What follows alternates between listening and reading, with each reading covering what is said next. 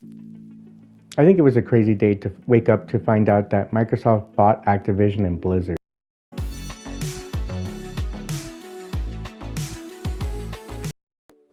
Hey everybody, MyLordChaos here, and I feel like as someone who actually is not involved in the game industry, just a guy looking at outside into this news that was made on January 18.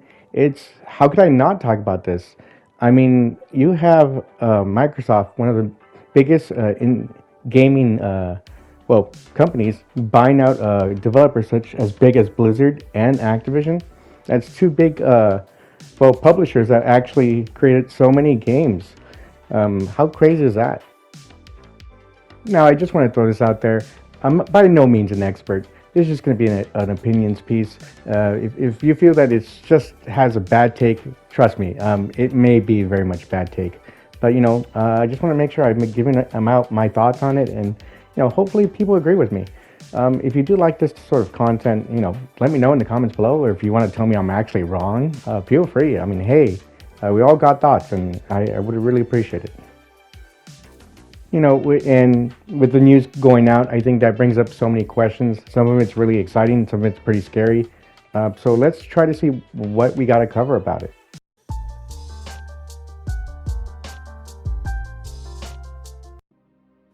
If there's any major takeaway from this news is that you got to realize that Microsoft actually stepped up its game big time with all these gaming acquisitions, with especially with Game Pass as well implemented. It really caught a lot of players and news media's attention. It took that loss from the last system generation pretty hard, and it pretty much had that whole sports montage of training get back into the spotlight again, and it has really done a commendable job. Throughout these past couple of years, it's picked up several companies of development companies for that matter. For example, it picked up Double Fine, Obsidian, Ninja Theory, Mojang Studios. That was the major one. The company behind Minecraft. I mean, do we need to talk about Bethesda with the Bethesda Game Studios, ID, Tango Games, Cinemax, Arcane, GameWorks? Now with this Activision and Blizzard, they have Treyarch, Infinity Ward, Raven, Sledgehammer Games, Blizzard Entertainment, Kings, High Noon Studios. List goes on. I mean, that's pretty impressive stuff, guys. I mean, I don't know what to expect, but this is pretty cool news. Now, you know what? I got to correct myself. While it is pretty cool and crazy news to experience this, there's also that lingering scary thought, that all these corporations are just buying each other out, and it seems like there's also sort of a monopoly going on, and I hope there is more concern for that. As the competition does make everything better. Yes, Microsoft is doing great strides to be the head of the game industry, but it never hurts to have that thought in mind to sometimes take a step back and also know what's best for the industry as a whole.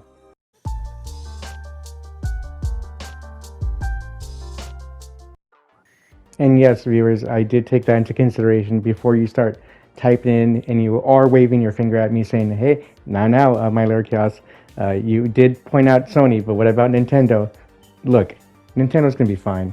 They're going to make a lot of money nonetheless, regardless of what Microsoft or Sony does. They're just in their own field. That being said, for Sony, they are the leader of the market with the gaming consoles. They have sold a lot in the last generation. They are in the players' mindsets of being the console of choice with the PS4. And and you could argue the PS5, but it's really hard to say because considering the pandemic has slowed a lot of stuff down, and not a lot of players actually have a console system. Now, regarding the gaming development side, I'm really excited what they actually are going to unveil with Project Spartacus, which is supposedly a competitor for Game Pass. But there's so many questions regarding that. Regarding the price point, is first-party titles included? Is new games from third parties and as well as first parties going to be included in this as well? You got to take that into consideration, as well as what, as a company, are they going to make for long term? Are they going to respond with acquisitions of publishers or studios as well? Food for thought about that.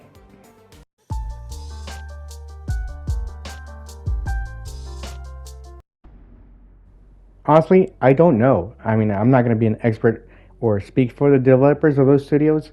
There is a lot of unresolved questions going on, regarding the alleged misconduct from the head of the companies that were having knowledge of past misconduct that was happening in those studios, and as well as the alleged, union busting that prevented from these,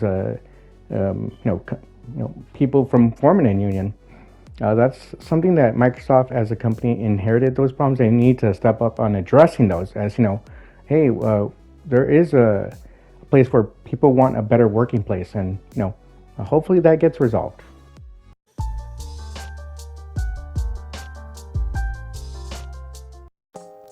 I mean, if you're a PlayStation player, you actually still have a lot of video games, whether it's single player, third party, to really enjoy. And there is still that option with what Project Spartacus really is going to have as a service. So there's that also looking forward to from Sony. Now for Microsoft players, this is a huge win for them, and their library is going to build up even further, and it might even make them the head of the market. And you got to be really excited about that.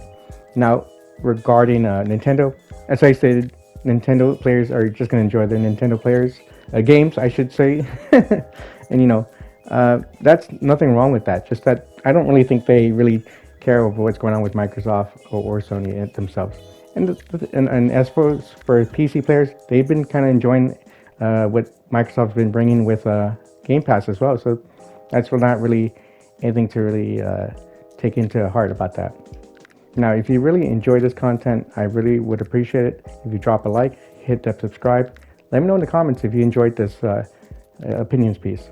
I really appreciate those that have supported the channel. It means so much.